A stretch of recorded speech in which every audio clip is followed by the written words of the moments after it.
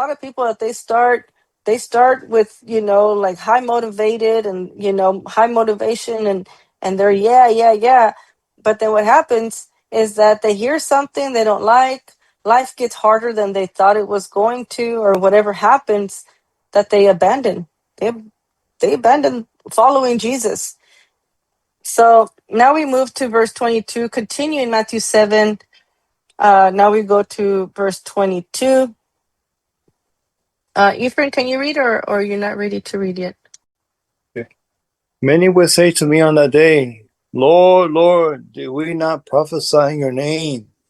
In your name cast out demons, and in your name perform many miracles.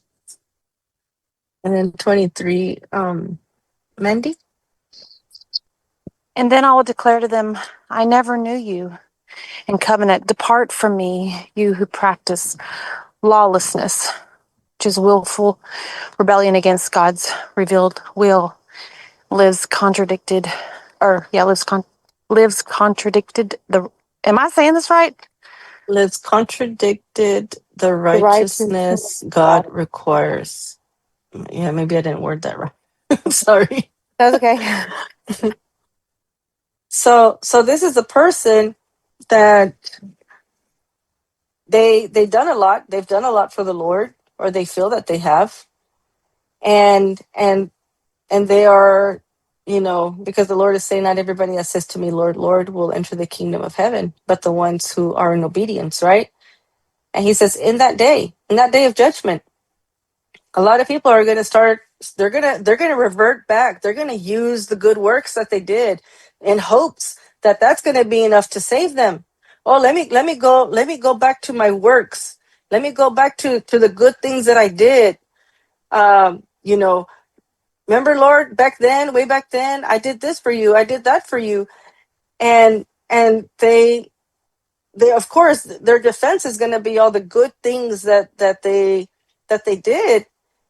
But the Lord is going to tell them, I never knew you in covenant. I never knew you. I never knew exactly what side you were on, because you were so wavering on following the world, and then following me. And he says, and you practiced lawlessness. Remember, we talked about the words for sin, lawlessness, a willful rebellion against God's revealed will. And so this is the person, they're going to try to revert back to works, and God's going to say, your own disobedience, your own the rebellious life you lived, it's what's going to be their demise. And so here we're talking about the two different kinds of disciples, knowing them by their obedience. It is not going to be about what you achieved. It might, Lord, I built a huge church for you. Well, first question is, did God even say to do that? Because it's about obedience. It's not about how great things you do. It's about the obedience. It's about the heart. What was your heart posture? Are you saying that now because you're trying to say it out of pride? So from there, we go into the two different kinds of disciples and obedience. And now the Lord leads us into two different kinds of builders, knowing them by their foundation. You see how this is kind of flowing. All of this flows together. So now we go into from inspecting the fruit to inspecting the obedience, and so now into inspecting the foundation. And so we go to Matthew 7:24.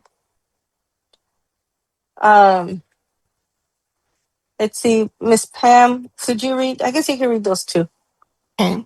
Matthew 7:24-27. Therefore, everyone who hears these words of mine and acts on them bears fruit, obedience, may be compared to a wise man who built his house, structure of one's Mhm. life, on the rock, immovable foundation on Christ.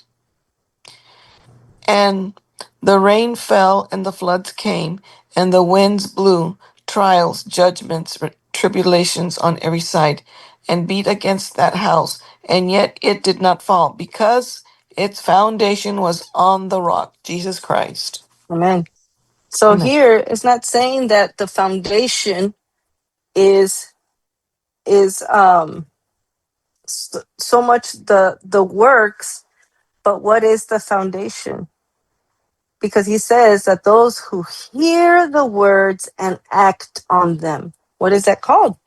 It's called obedience. So obeying, when obedience produces fruit in our lives, and so that obedience of not just hearing the words of the Lord, but acting on them, action, doing, obeying, that right there, it's your foundation. So you have an immovable foundation, and then that foundation. I don't know if you know much about trials that structures have.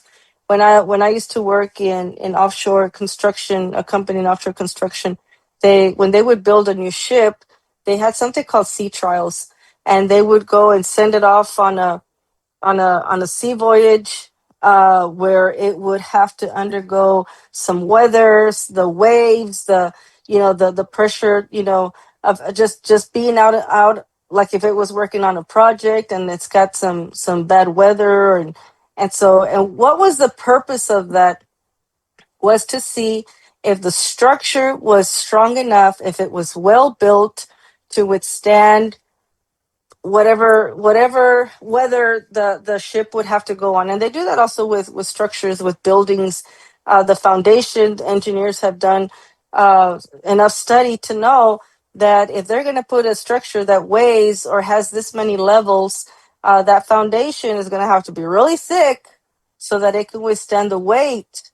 And so through trial and error, they've learned how much thickness of concrete they need to carry that weight. You look at bridges and you see those columns that are huge, because it needs to be able to support all the weight that's going to go on it. And so those are the trials, the judgments that the Christian is now going through, these trials, right? The rain, and you got floods, and you got wind, and it's beating against the house. And so think of it like a hurricane.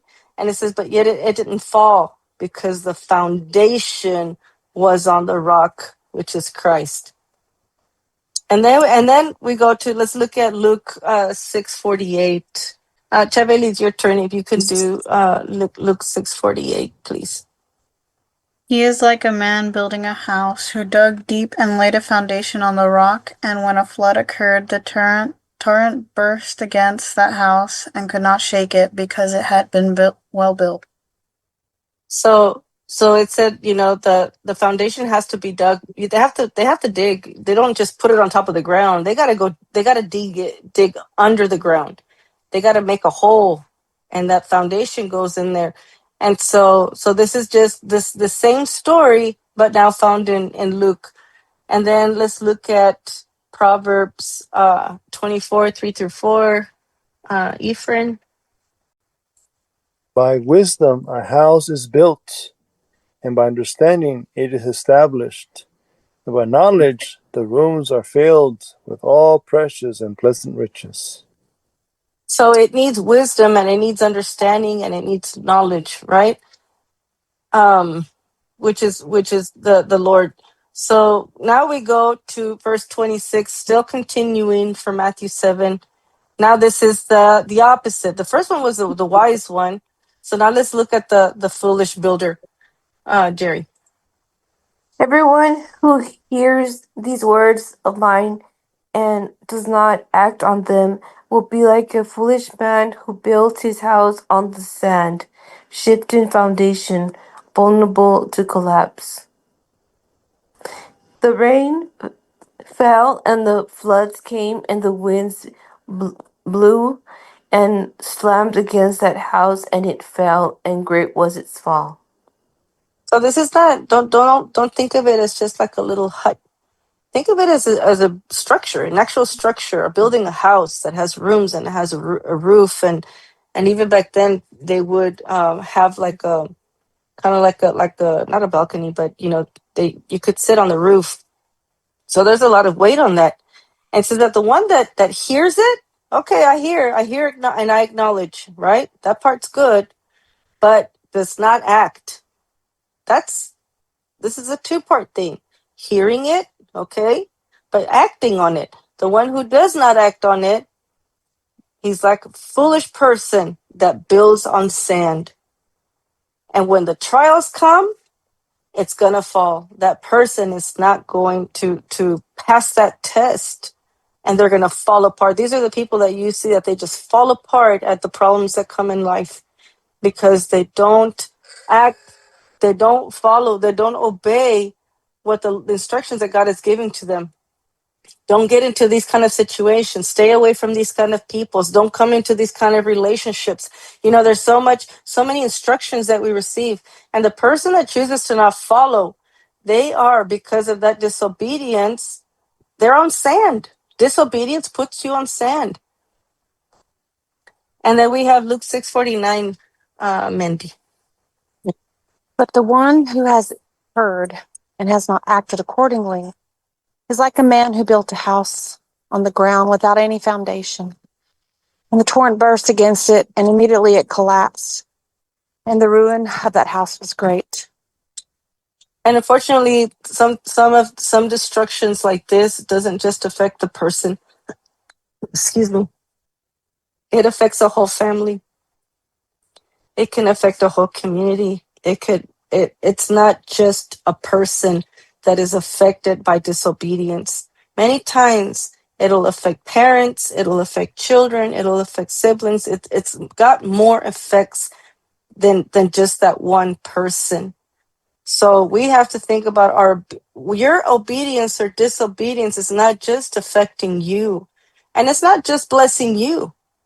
If you're in obedience, you're not the only one that is receiving God's blessing. Your family is also receiving blessing, because whether you realize it or not, and the example that you're giving to your children, and likewise disobedience, walking in disobedience, you're not the only one being affected by that. There are other people in the same little boat that are being affected by our choices that we have. So we're going to stop right here before we get cut off. So that's just a good time of reflection to just say, you know, we need to make sure that our foundation's well. You know, that we if we do an inspection, we find obedience. That if we check for fruit, that we find good fruit. And so we have to say, Lord, help me to, and this takes daily. Lord, help me, Lord. Help me to live in obedience to you. Help me, Father, to say no to the temptations of Satan. And so it takes a daily walk of obedience with the Lord. I'm going to close us out. Thank you for everybody for joining today.